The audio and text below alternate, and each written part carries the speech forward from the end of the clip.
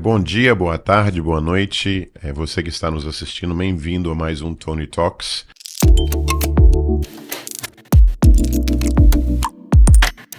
E hoje nós temos a honra, o privilégio de trazer uma pessoa fenomenal, a professora Sueli, que é professora, mestre, doutora, especialista em imigração, também tem um doutorado em política, não é isso, professora? Ciências humanas. Doutorado em ciências humanas, uma pessoa fenomenal que tem tanta coisa para a gente conversar. A gente estava conversando antes do início do nosso podcast aqui. É tanta informação.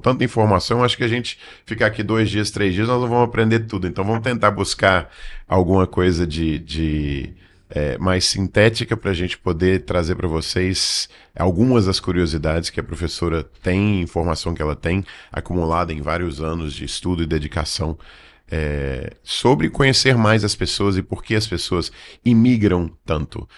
Professora, seja bem-vinda. A senhora é autora de vários livros, publica vários artigos. Parabéns pela sua carreira tão ilustre. É uma referência hoje não só na nossa região, como no país e até internacional nesse processo de imigração e imigração, né? E vamos começar do começo.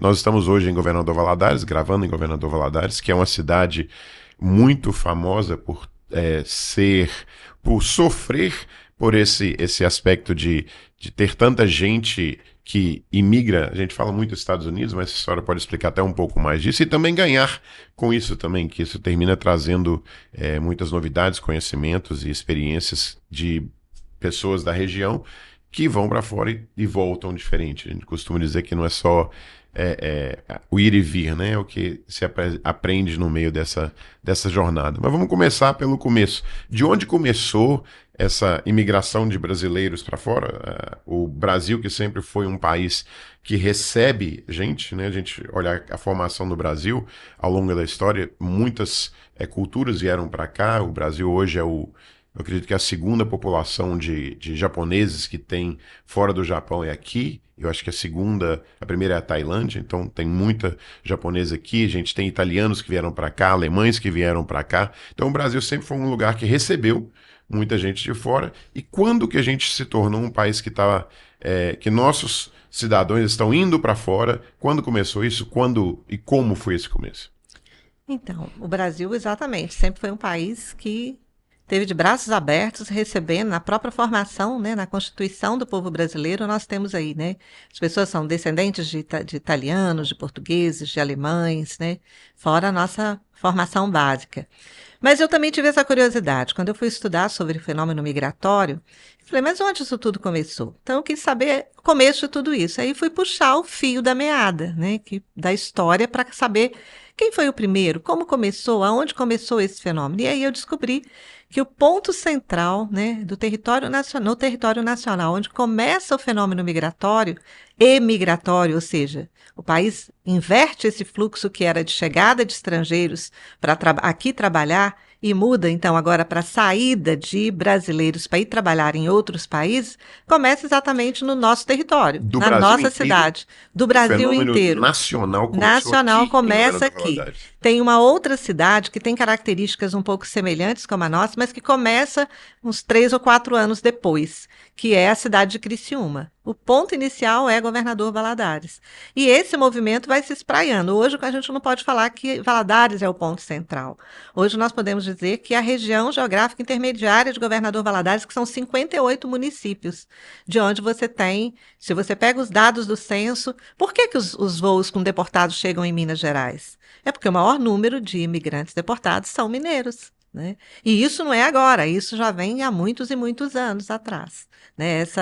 Esse movimento. Então, esse movimento começa na década de 60, mais precisamente em 1964, quando nós fomos pesquisar os primeiros valadarenses que emigraram. E eles foram para onde? Eles foram para a região das montanhas de Nova York trabalhar nos hotéis. Eram jovens, tinham, né, um conhecimento da língua inglesa e migraram com visto de trabalho. Então, os primeiros imigrantes podemos dizer que foram pessoas de classe A Sim, que começaram esse movimento? exato, porque estudar inglês, aprender inglês, né, na década de 60, tirar um visto de trabalho, que tinha que fazer um depósito de US$ 1.000. Nessa época, o consulado era em Belo Horizonte. Então, tinha que fazer um depósito de US$ 1.000. Então, quem tinha condição de fazer um depósito de US$ 1.000 para tirar um visto de trabalho era quem Em tinha um 1960, né? era quem tinha um alto poder aquisitivo, né? Então não eram pessoas de classe média só, eram pessoas de classe média alta e da classe alta que tinham essas condições. E esses primeiros que foram, nós saímos fazendo, como eu disse, puxando o fio da meada, né? Então nós fomos saber como que foram, conseguimos encontrar alguns no Brasil já retornado, outros ainda vivendo nos Estados Unidos. E aí nós fomos perguntando como é que foi esse movimento, como é que foram, como é que foi os primeiros anos de trabalho. E nós descobrimos que esses foram que a gente chama dos pontos iniciais de uma rede, que são aqueles que foram recebendo outros. E aí é interessante que cada um deles relatava. Eu recebi fulano, fulano, fulano, e ia contando quantos, a gente foi mapeando isso. Então, nós tivemos, e aí ia atrás desses que eles tinham recebido. Que aí falava, recebemos outros também. Então, isso vai acontecendo nos anos 60, nos anos 70. Quando chega os anos 80, o que acontece? Nós já temos uma rede formada lá. A rede, ela é fundamental. Porque quando você vai para um país onde você encontra uma comunidade que fala a sua língua, que te busca no aeroporto, que te dá abrigo nos primeiros dias, isso elimina em muitos constrangimentos, né? De estar num Você não país sabe o que está acontecendo. onde você não fala nem a língua, né? Você não sabe nem comprar comida. Então foi exatamente isso que aconteceu. Esses primeiros foram os primeiros pontos da rede. Essa rede foi crescendo, foi crescendo. Chega os anos 80, a crise na economia brasileira, aí quem migra agora é a classe média, né? A classe média que é aqueles que perderam seus negócios, perderam seus empregos. Então, eles emigram, mas já encontram lá uma comunidade de brasileiros. Então, a gente começa o movimento com estudantes indo para Nova York trabalhar e aprender inglês, ou melhorar, aprimorar seu inglês. Isso, algumas pessoas ficaram, outras voltaram. Foi criando o famoso network, né? Exato, a rede de contato. Aí nós temos os anos 80, a crise no Brasil, quando termina o governo militar, inicia a nova, vamos chamar de nova república, né? Inicia-se a nova república, tem uma crise no Brasil, aí a classe média que conhecia esse povo, vamos para lá, aí começa esse processo. Exato. Aqui na nossa região. E aí não é só em Valadares, é na região toda, né? Nessas 58 cidades em torno, que você vai ter, então, esse movimento migratório extremamente significativo. É difícil você encontrar, né? Em uma família, eu faço muito essa pergunta. Chega no começo, no princípio, né, do semestre, eu pergunto, quem aqui conhece alguém que já emigrou? Todos levantam a mão. Quem aqui tem um parente, um primo, um tio que emigrou? Quase todos levantam a mão. Quem aqui já tem, né, da família nuclear que migrou? E agora tem um detalhe diferente, que a última vez que eu perguntei, numa sala de 40 e poucos alunos, 5 levantaram as mãos dizendo, eu nasci nos Estados Unidos. Ou seja, ele nem emigrou. Os pais que emigraram, ele já é uma geração nascida nos Estados Unidos e retornaram e estão estudando no Brasil. Alguns retornaram com 5, 6 anos, outros retornaram mais recentemente. Bom, a gente fala muito de imigração, a gente de imediatamente pensa, né, na nossa região aqui, a gente pensa Boston, pensa Framingham, mas esse processo de imigração, ele é principalmente para os Estados Unidos ou também tem outras regiões ou, vamos falar assim, nas outras regiões o número é tão pequeno que os Estados Unidos têm de ser referência? É interessante que a comunidade brasileira não é a maior comunidade de imigrantes nos Estados Unidos, sim, né? de longe, Ela é de longe é uma comunidade pequena. Mas é uma comunidade que marcou muito presença lá. Por exemplo, as mulheres, elas conseguiram montar um tipo de empreendimento que antes não existiam, que é as faxinas, né? O negócio da faxina. Os homens conseguiram também implementar negócios de reforma, de construção, de jardinagem. Então, e são muito apreciados esses trabalhadores, até, né, recentemente, que agora começa uma nova era nessa questão migratória. Mas esse foi o primeiro ponto de destino dos brasileiros. Mas na década de 90 começa um outro destino, que é a Europa. E tendo como porta de entrada Portugal. Pelo idioma. Pelo idioma e pelas facilidades que existiam em estar documentado em Portugal, né? De não ter visto, não exigir visto, de ter um prazo para você poder ficar, de algumas possibilidades de documentação muito mais fácil do que nos Estados Unidos. Então, hoje, a comunidade de estrangeiros em Portugal, a maior comunidade de estrangeiros em Portugal é de brasileiros. Quando a gente vê, por exemplo, nos Estados Unidos, você fala que o brasileiro criou essa indústria da house cleaner, do landscaping no norte.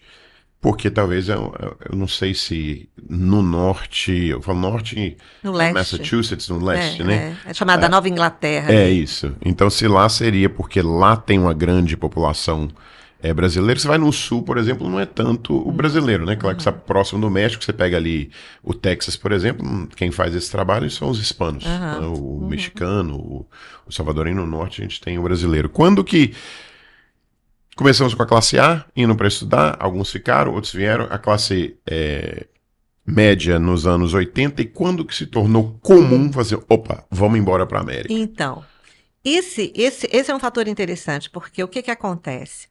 A rede, nós temos alguns fatores que, independente das questões políticas e econômicas, esse movimento ele vai permanecer.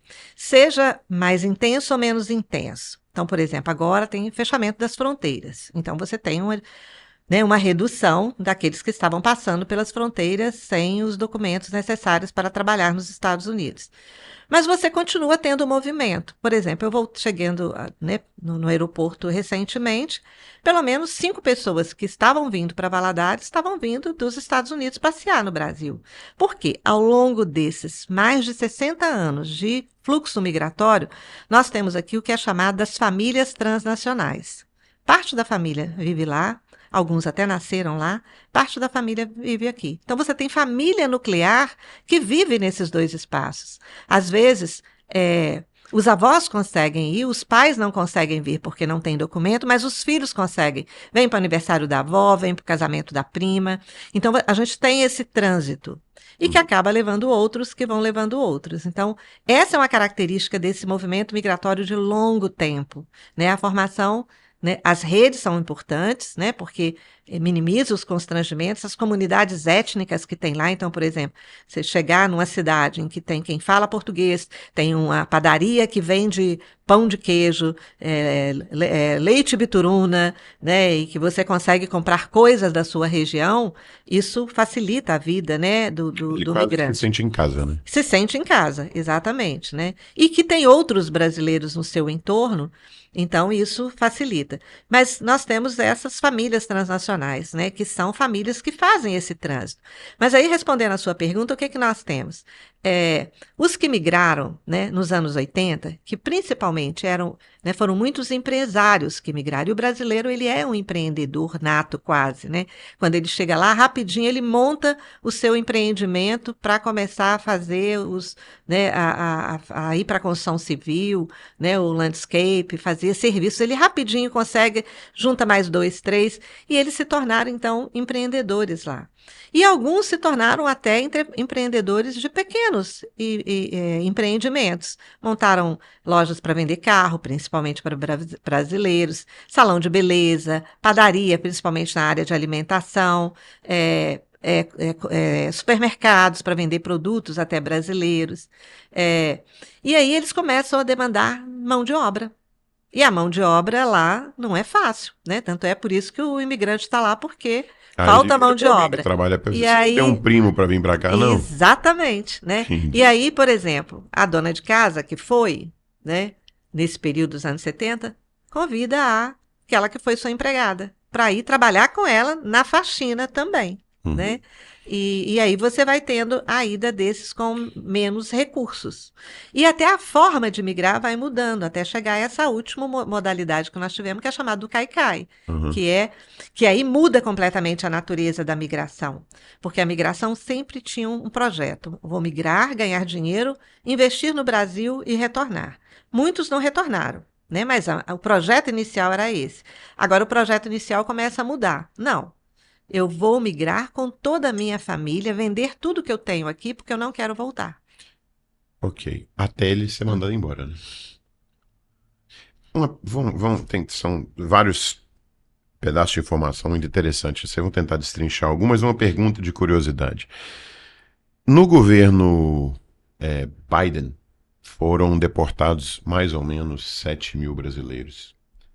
No governo Obama, foram deportados mais ou menos entre 4 e 5 mil.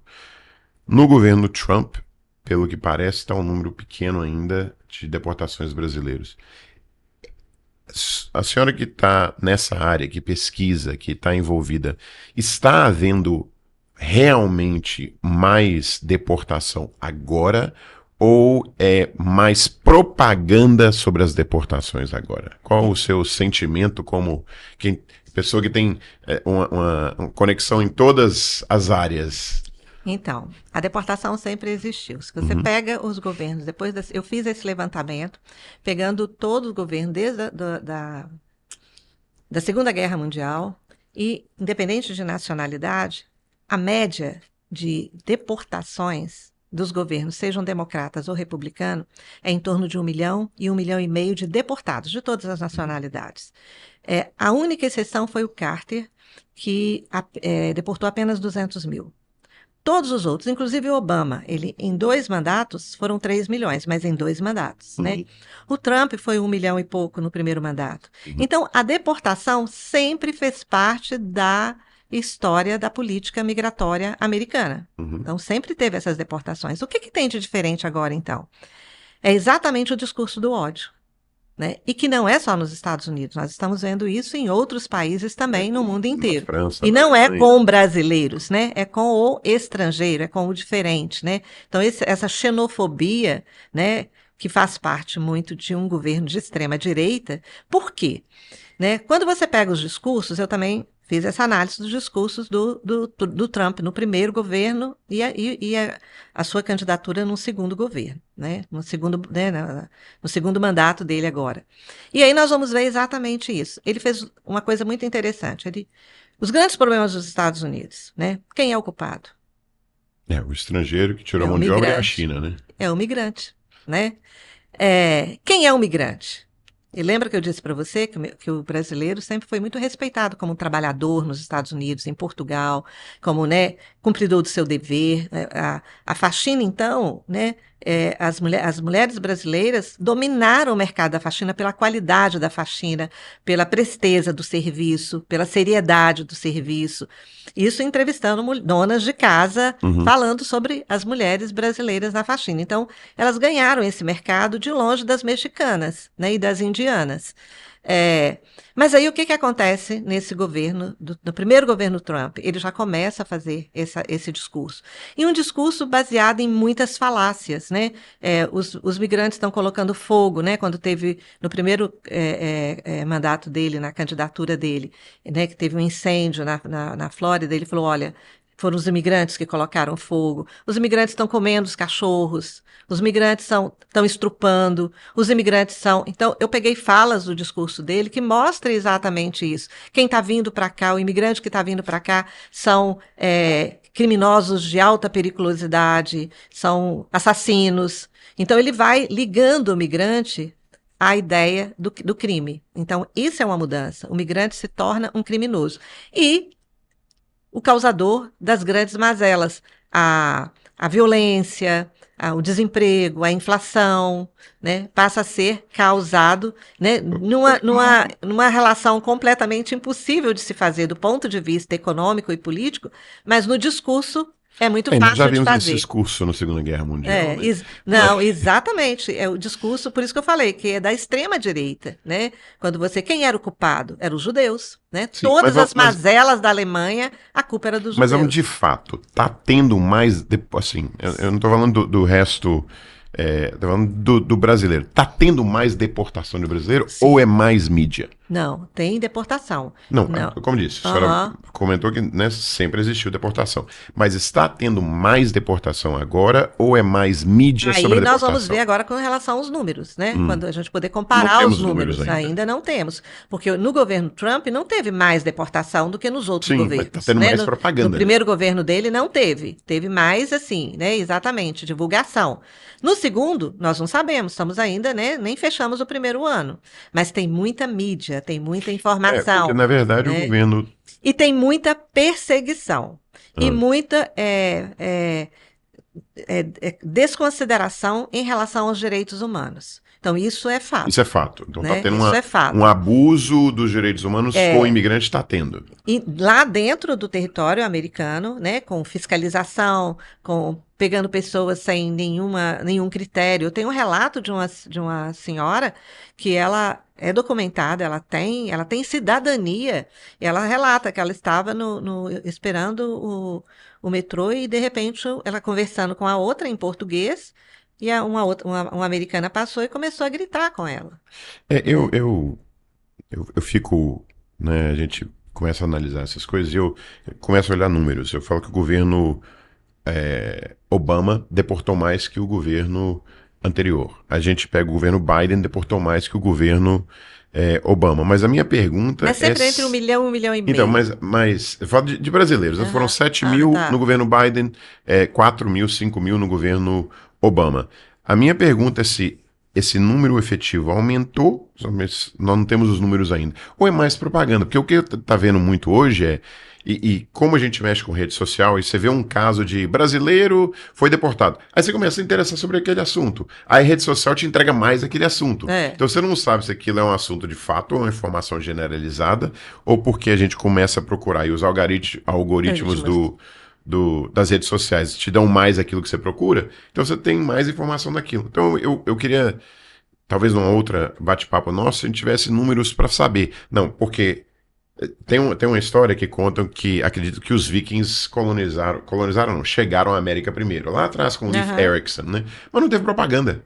Então, quando os espanhóis vieram para cá, né, com Colombo, chegaram na América em 1492, e noventa e Registraram. dois, e registraram e fizeram propaganda, chegamos nas Índias, então todo mundo ficou sabendo. Então, eu não sei se realmente está tendo uma deportação maciça, ou muito maior, é, ou tá tendo a mesma coisa, só que tá assim, no lugar de tirar uma foto, tá tirando 50. Ó, nós estamos deportando, nós estamos deportando, estamos deportando.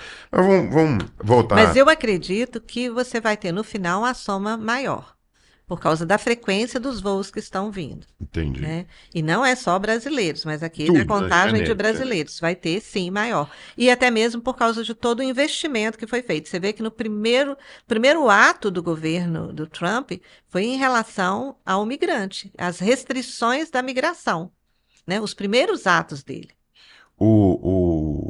Vamos voltar agora no aspecto econômico da imigração, né? As pessoas saem daqui buscando uma vida melhor. Eu vi um artigo recente comentando que é o seguinte: se a gente pegar um Toyota Corolla, ele custa mais ou menos 25 mil dólares nos Estados Unidos, ele custa mais ou menos 25 mil dólares no Brasil. Então o preço hoje, antigamente era uma discrepância muito grande, mas o preço hoje está aproximado. Falamos de um Corolla. Só que a diferença é que, para um brasileiro que ganha um salário mínimo, comprar um Corolla no Brasil, ele partindo do princípio que ele ganha R$ 1.500 por mês, ele vai demorar 100 meses, se ele só trabalhar, não gastou com comida, não gastou com nada, ele demora 100 meses para comprar um Corolla. E nos Estados Unidos, ele demora 25 meses para comprar um Corolla. Então, ele vai ter um carro com 25 meses na América É. e vai ter um carro com 100 meses no Brasil. Como pesquisador, a senhora teve a oportunidade de olhar várias pessoas, né? A gente até comentou isso antes, que a gente está vendo um aumento da imigração hoje pelo jovem, né? O jovem quer ir embora porque ele está tendo essa urgência de eu preciso conquistar, eu preciso conquistar, eu preciso conquistar. Essa urgência, e com redes sociais hoje que nós temos que mostram tudo, as pessoas querem mostrar tudo de positivo, elas estão mostrando nas redes sociais, de vez em quando mostra negativo, porque pessoas querem também ver o outro lado. A senhora acredita que esse número de imigração vai aumentar por causa das redes sociais? Ou a busca pela imigração vai aumentar? Eu acredito que sim, mas com objetivos diferentes, né? Porque se a gente for pensar, a geração que migrou nos anos 80, nos anos 90, era muito focada no econômico, ganhar dinheiro, comprar patrimônio, comprar o carro, o Corolla, né? Hoje, os jovens estão muito mais interessados em viver, em conhecer, né? Então, acho que essa, pelo fato também deles terem muito mais acesso à informação, né? Eu estava citando para você de um jovem que eu entrevistei recentemente na Alemanha, em que ele tinha todas as oportunidades no Brasil, né? Estava fazendo um curso de engenharia numa universidade pública de qualidade, né? A namorada também estava já com condições de entrar numa universidade pública de qualidade, que tinha pontuação para entrar, e eles resolveram migrar. E ele, por ter um capital cultural, né, um capital social, ele investigou, pesquisou, né, em que país que ele gostaria de viver, em que país ele teria chances de trabalhar e viver bem. E aí ele encontrou a Alemanha. Ele conseguiu descobrir todo tipo de documentação que ele precisava para uma migração documentada. E ele disse: o que eu quero, não vou viver muitos anos na Alemanha. Eu quero viver um tempo aqui, mas eu quero ir para outros países, porque eu quero conhecer o mundo. Eu Uhum. quero ter novas experiências. Então, a experiência que eu ia ter fazendo faculdade, eu ia levar mais ou menos uns 10 anos para começar a pensar em viajar, em conhecer o mundo. E eu posso fazer isso simultaneamente. Então, ele já chegou lá com 3 meses, ele já tinha trabalho, né? Mas também que jovem é esse, né? É um jovem que tinha, né, o domínio da língua inglesa, Uhum. né, o italiano. Então, era um jovem que tinha um capital, né, social e cultural que permitiu a ele fazer isso. Então, você tem diferentes perspectivas de imigração. Você ainda vai ter o migrante laboral, né, que vai exatamente por uma demanda dos países mais desenvolvidos, que falta mão de obra pela redução da taxa de crescimento vegetativo, então não tem mão de obra para os trabalhos não qualificados. Então, esses países demandam essa mão de obra. Então, você vai ter também a migração dos não qualificados. Ok. A pessoa, eu vou embora para a América. Ele tenta o visto, ele não consegue o visto. Aí ele tenta o visto de novo, ele não consegue o visto. Aí ele vai e procura os cônsuls alternativos aí e vai e consegue chegar nos Estados Unidos. A gente vê muitos casos, alguns exemplos. Vai, consegue um marido, aí o marido fica lá 1 ano, 2 anos. O primeiro ano, 2 anos é pagando a conta que ele deixou para Aham, trás, né? exato. Pagando o dinheiro emprestado, pagando a penhora que ele teve de fazer. Aí ele tenta levar a esposa. Aí ele leva a esposa e deixa os filhos para trás, que são criados pelos avós, ou pelos tios, ou pelos parentes.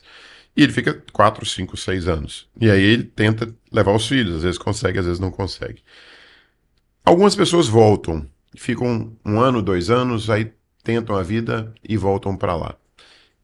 Seria correto dizer, né, que a partir do momento que a pessoa tomou a decisão de ir, eu vou, que talvez isso deveria ser acompanhado de um projeto, de um planejamento? As pessoas que dentro das pesquisas que a senhora fez, não teve. Não sei, às vezes a sensação que eu tenho é que muita gente vai. Eu vou dar alguns exemplos de sucesso e alguns exemplos que a gente escuta, né? Talvez a senhora tenha alguns outros. Eu conheci um empresário no Espírito Santo recente que ele foi para os Estados Unidos. Ele trabalhou nos Estados Unidos 5, 6, 7 anos, ele economizou dinheiro. Ele trabalhava num restaurante. Depois que ele trabalhou no restaurante, o dono do restaurante já era um senhor idoso, porque hoje está tendo um fenômeno nos Estados Unidos que tem muitos idosos que tiveram empresas, que eu falo que são empresas que nós não olhamos com grandes olhos, mas são empresas que são respeitadas. Ele tem um restaurante, tem uma empresa de limpeza, ele tem uma empresa de encanamento, tem uma empresa de limpeza de telhado, e estão querendo vender esse negócio. Esse dono do restaurante viu esse rapaz brasileiro, que era bom de serviço, e falou assim: eu estou querendo abrir um outro restaurante. Você tem US$ 80 mil para entrar comigo de sócio? Ele já entendia do ramo, estava no ramo. Ele abriu o primeiro restaurante com ele. Moral da história: passaram-se 8 anos, 9 anos, ele tinha 10 restaurantes nos Estados Unidos.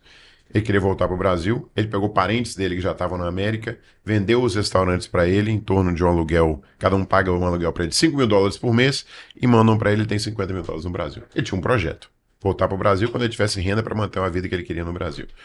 Mas a grande parte das pessoas, eu tenho a sensação que elas vão para lá e não sabem o que vão fazer. E não tem nenhum projeto. Falta, talvez, esse Uhum. projeto? E sim, falta esse projeto É muito raro esse caso que você citou aí, de quem vai, que planeja, que tem um projeto. É muito raro.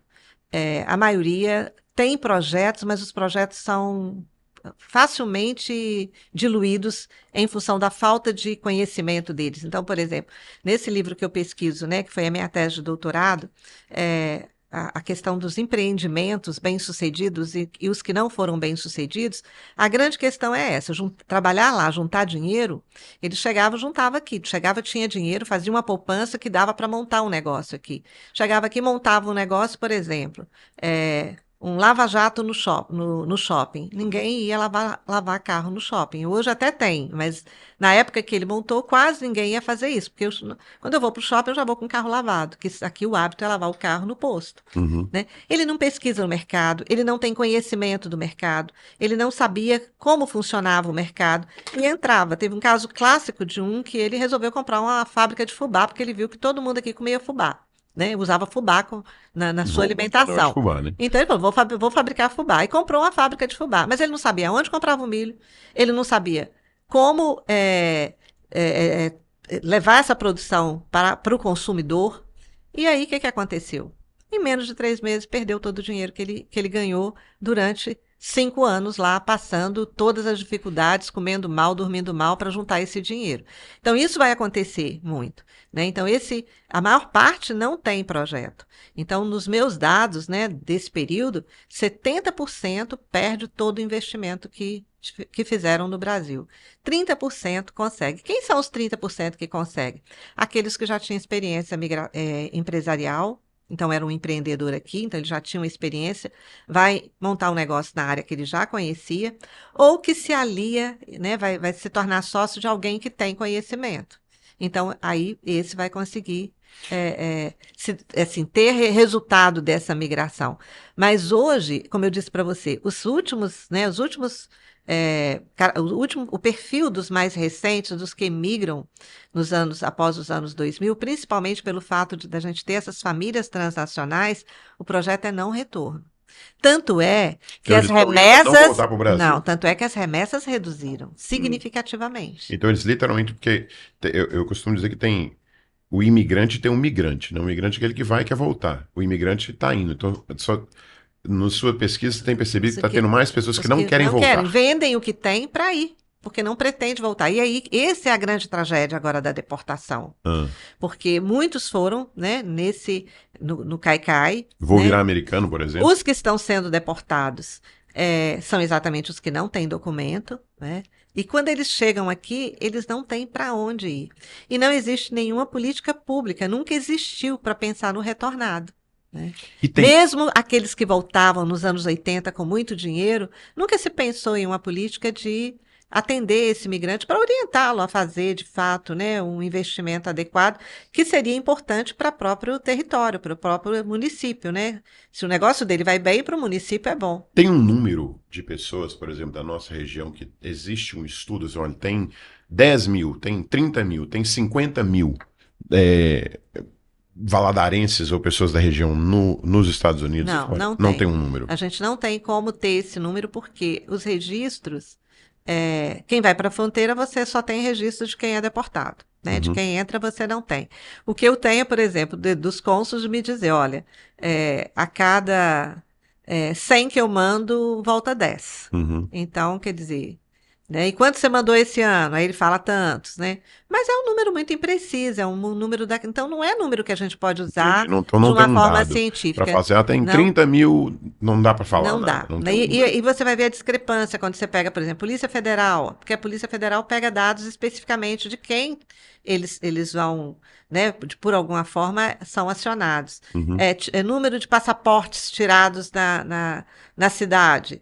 Mas nem todo mundo que tira passaporte vai para migrar, né? Então, assim, e nem vai para os Estados Unidos, vai para outros lugares. Então, você não tem um número, você tem aproximados, você tem estimativas.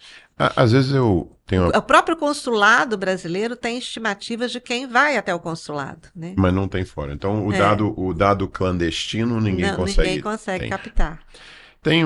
Às vezes eu tenho a percepção que muitas pessoas, quando elas vão para fora, elas têm o projeto de ir em duas partes, né? Primeiro, a gente vê alguns cenários assim.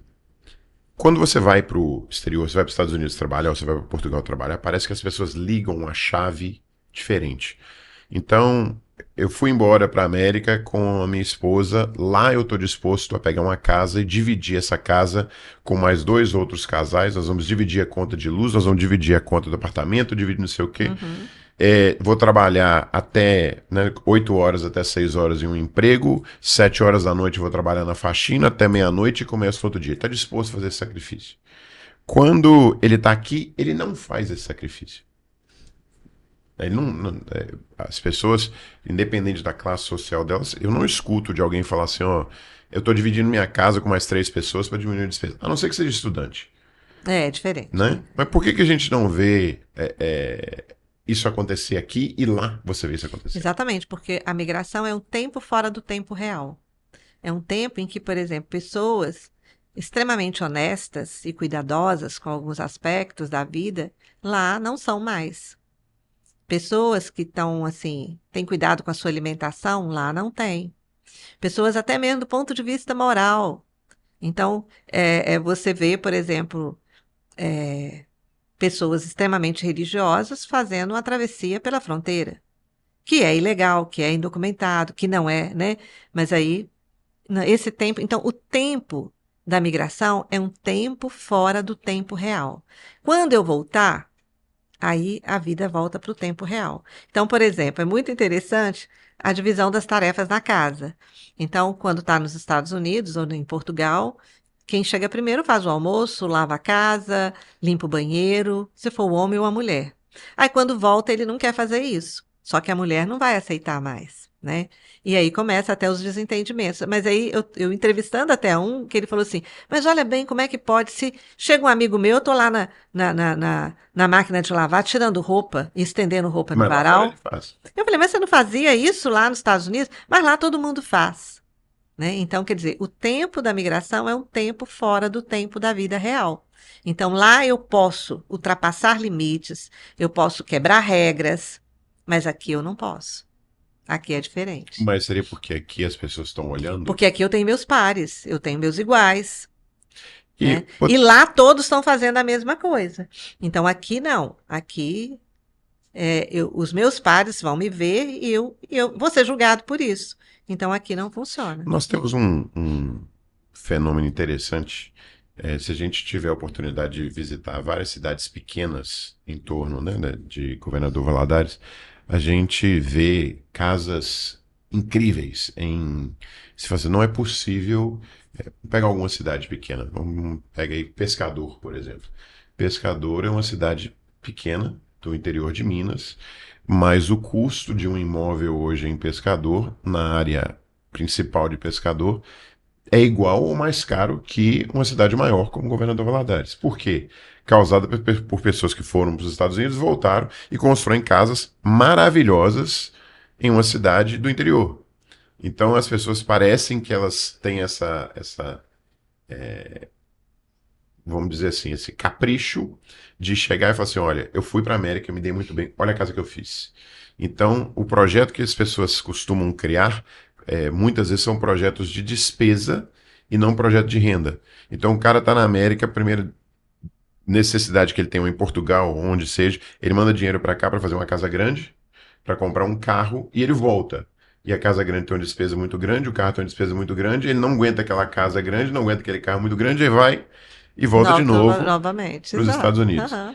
Como é que melhora isso? Como é que melhora esse ciclo? Ou como é que faz? Porque é um sacrifício gigantesco. Você ir embora, você largou a mãe, a esposa ou o esposo, os filhos para trás, para ir para lá, para tentar uma vida melhor, porque é sacrificado, é sofrido. Eu não sei qual o percentual das pessoas que, quando ele decide ir para lá, talvez a grande maioria fale assim: eu não estou conseguindo nada aqui. Eu trabalhei 1 ano, 2, 3, 4, 5, igual a pessoa que a senhora entrevistou, né? Que falou que para conquistar as coisas, a senhora demorou 20 anos para ter a casa e 20 anos para ter o carro. Eu vou para a América e faço com 2, 3, 4, 5. Então, qual o número das pessoas que estão indo embora, fazendo esse sacrifício gigantesco? O que pode ser feito para que esse sacrifício vale a pena? como é que a pessoa pode se melhorar para isso? Ou pode ser feito para que todo esse esforço de família, de tempo, de vida possa valer a pena?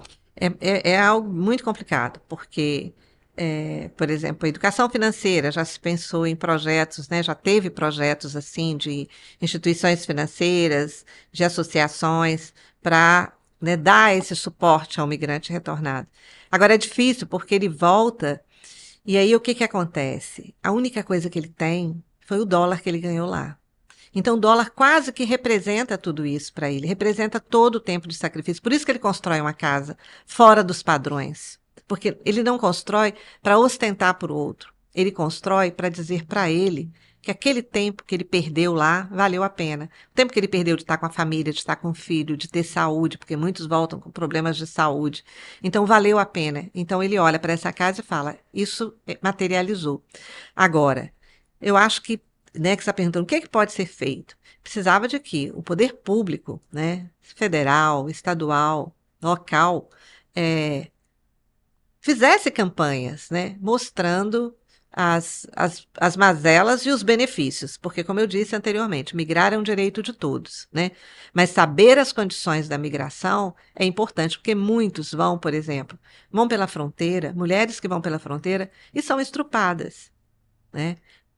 Isso acontece e passa um tempo, elas voltam e depois passam, tentam ir novamente pela fronteira. Eu entrevistei uma e falei, mas você vai correr o risco novamente? Por isso que eu falei, é um tempo fora do tempo real.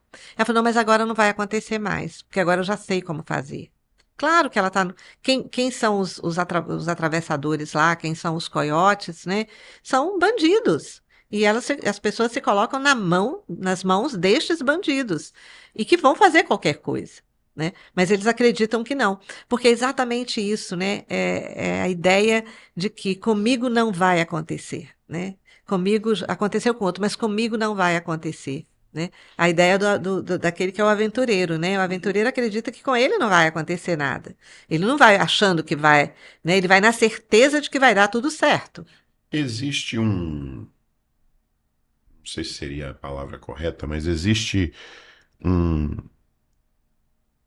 um número, um estudo que fala assim: nesse caso, vale a pena você ir. Ou nesse caso, Sim. não vale a pena você ir. Sim, eu acho que vale a pena migrar se você migra com documento, se você tem porque é uma experiência incrível morar em outro país. É uma experiência que abre, né, a sua compreensão do mundo, né? Você tem a possibilidade de estudar lá, porque imagina alguém que no ensino médio aqui vai, consegue aprender inglês, mas de fato ir matricular, tem escolas de graça lá, né, que pode fazer inglês, mas eles não fazem, porque eles só vão para trabalhar. Então, o tempo que vão perder na aula, assistindo a aula, eles não querem perder esse tempo, porque esse tempo é tempo para fazer dinheiro, né? Mas então, se a pessoa vai migrar, não com essa urgência de ganhar dinheiro, e vai documentado, é uma experiência incrível. E é até interessante, por exemplo, na Europa, nos Estados Unidos também, há um costume muito, muito interessante nas famílias, que é chamado do ano sabático. Uhum. Depois que termina o segundo grau, né, aquelas famílias que têm condições deixam os filhos viajar para alguns lugares para conhecer, para ter experiência, para depois voltar e decidir, né, se vão para uma universidade, se vão para um curso técnico, ou se vão já direto para o mercado de trabalho, né? Porque esse ano é o ano dele viajar, dele conhecer, dele se conhecer, né? Então, a migração, ela é importante, é positivo, né? Você ir conhecer um outro país, conhecer uma nova cultura, mas com essa mente aberta, não só pensando na monetarização desse processo. Tá. Eu tentei, eu não tenho documento, eu quero ir para a América de qualquer jeito, eu vou, certo? Eu vou dar um jeito, eu quero ir, meu primo foi tá ganhando dinheiro, meu amigo foi tá ganhando dinheiro. O que conselho, ou baseado nos estudos que a senhora fez ao longo de vários anos, de quem deu certo, quem deu errado, o que está acontecendo, as novas... O que poderia ser dito para esse jovem que fala assim, eu quero ir. Deu errado, eu arrumei uma pessoa que vai me levar, eu quero ir. Para esse pai de família ou para a pessoa que decidiu ir. no que a senhora já viu, né? São livros escritos, são pesquisas feitas, são papéis feitos em cima disso, doutorado nessa área. Você fala assim, ok, então você quer ir. Eu já tentei falar com você que o ideal é sair com um documento, o ideal é você fazer isso. Esse é o certo. Mas você quer ir. O que poderia falar para essa pessoa que quer ir para qualquer que seja, a gente fala muito América, mas pode ser qualquer lugar. O que poderiam falar para tentar valer a pena que essa ida tenha um resultado positivo e que possa, na pior das hipóteses, trazer um resultado melhor? O que você vai falar assim? Esse é meu conselho para você. O meu conselho sempre é não vá. Se você não tem, eu não tenho como dar um conselho porque os riscos são enormes os riscos que ele está correndo. Por exemplo, passar pela fronteira é um risco de perder a vida. Né? É um risco de ficar, ou se não perder a vida, igual eu vi, por exemplo, homens sendo estuprados, mulheres, né, relatando sobre o estupro, né? Como que isso marca o resto da vida deles. Né? Então, é uma cicatriz, é uma marca que adoece. E como que eles retornam doentes. Então, o meu conselho sempre é, se não tiver a documentação, não corra esse risco, porque não vale a pena, não há dinheiro que compre a qualidade de vida, a saúde e o projeto de tentar algo dentro do seu país que possa te dar muito menos. Você não vai comprar um carro de tal qualidade que você compraria lá, mas você vai ter possibilidade de viver no seu país. Migrar é direito de todos, mas com cuidado, né? Ok. Com a documentação necessária, Então vamos porque o lá. risco é muito Então grande. eu tenho Então, primeira coisa, se você não tem sua documentação para ir, não vá. Mas eu fui, mas tem alguma coisa que pode falar para esse rapaz que já foi? Não tem jeito, ele foi. De qualquer jeito, tem alguma coisa que pode falar para ele? Ou sei lá, estude inglês, meu amigo, pelo menos o tempo que você tá lá. Não sei, tem alguma coisa que fazer para Isso, né? minimizar a catástrofe potencial que ele já criou para a vida dele? É isso, tenta se qualificar, Ok. né? Então, dentro desse, seja qual forma que você estiver lá, mesmo, por exemplo, eu vim como turista, mas eu posso estudar, eu posso fazer um curso de inglês durante 3 meses. Então, tente se qualificar, né? É, e tornar essa experiência uma experiência que ele possa conhecer. Vá aos museus, vá conhecer a cultura desse país, vai né, investigar sobre as universidades. Tem tantos cursos, você sabe disso, né? Sim, sim. Tantas possibilidades nas escolas, nas comunitárias, né? Tem tantas possibilidades de fazer cursos lá que ele volta com um diploma, ele volta com um certificado que qualifica ele para o mercado aqui. Eu entendo plenamente e eu acredito que a professora Sueli está 100% correta. Se você está num ponto, o ideal, a recomendação ideal é não vá. Se você não tem seu documento correto, não arrisque, porque você pode estar prejudicando sua vida, seu futuro, sua sanidade mental, fazendo, às vezes, o que for preciso para tentar buscar uma vida melhor. Então, o primeiro conselho é não vá. Mas se você for, como turista, mais uma vez o conselho é faça apenas essa viagem como pessoa legal e documentada. Mas, eu agora, Tony, né? Eu sei que essa é o ideal. Faça essas coisas corretas. Mas a verdade é que muita gente foi, muita gente está lá. Quando eu fui a primeira vez que eu era criança com minha família para os Estados Unidos, eu tinha 7, 8 anos de idade e terminamos ficando lá nos Estados Unidos um monte de tempo, sem documento. Eu vou dizer o seguinte: estude, aprenda inglês. Isso já que você fez o sacrifício todo, muita gente está nos Estados Unidos 5 anos, 10 anos e não consegue ter uma conversa em inglês. Então, na minha opinião, já que você fez o sacrifício, como diz a professora, tem muitos lugares que você pode estudar de graça. A primeira coisa, aprenda inglês. Isso já vai te ajudar muito na aceitação, de ser aceito lá dentro dos Estados Unidos, de conseguir melhorar o emprego que você tem, de ser promovido dentro da área que você tem. Se você trabalha na área de landscaping, de buscar um emprego melhor, porque a partir do momento que você consegue falar inglês, você consegue se comunicar com alguém que está empregando alguém. Para você virar chefe um dia, eu acho que aprender o inglês é muito importante.